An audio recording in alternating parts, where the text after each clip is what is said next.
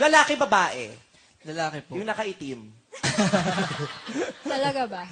Hindi ka mo grabe, Ano Ate sabi? Vice. Talaga daw ba? Bakit niloloko mong bading-bading si Makoy? Grabe. Bakit Alam mo, nga ba? Eh kasi po parang minsan... nakakagigil kayang ganun. Hindi, nakakais. Sa pakit mo! Hindi. Ang gigigil ka sa pakit mo! Sige, lagyan mong biyak dito. Hindi pwede. Kasi pagkalalaki mo, Ano? nakakasakit bilang lalaki. Ako hindi ako nasaktan. Bakit? May mali ba sa akin? Sa akin mo may problema. Ang ganda nitong batang to. Ngayon na kita natitigan ng matagal. Sa next life ko, gusto ko ganyan ako. Tapos mo pagaganito din ako ganyan. Ay, taray. Choker na maluwag. Aso din po talaga ako ni Makoy. Dog collar. Anong pangalan ng aso? Ay, di na to aso. Kabayo na. Tira si aso! Ba't tinanggal nyo kasi? Di pa ako tapos sa topic na yon. Nangingialam tong sa graphics eh. Naging kabayo yung aso. Anong pangalan nitong aso?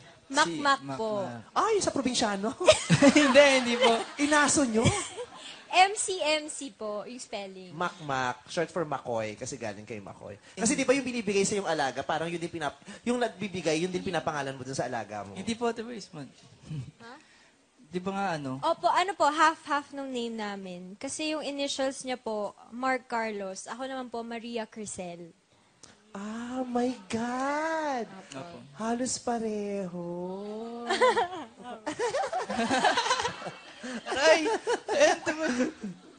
Maria Crisel. Half-half ng name namin. Kasi yung initials niya po, Mark Carlos. Ako naman po, Maria Crisel. Ah, my God! Opo. Halos pareho. Aray! Maria Crisel.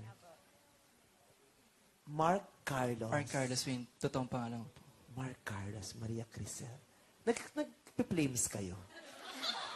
Pinag-flames po kami ni Kuya Kuya Teddy tsaka ni Kuya Jugs. Anong lumabas?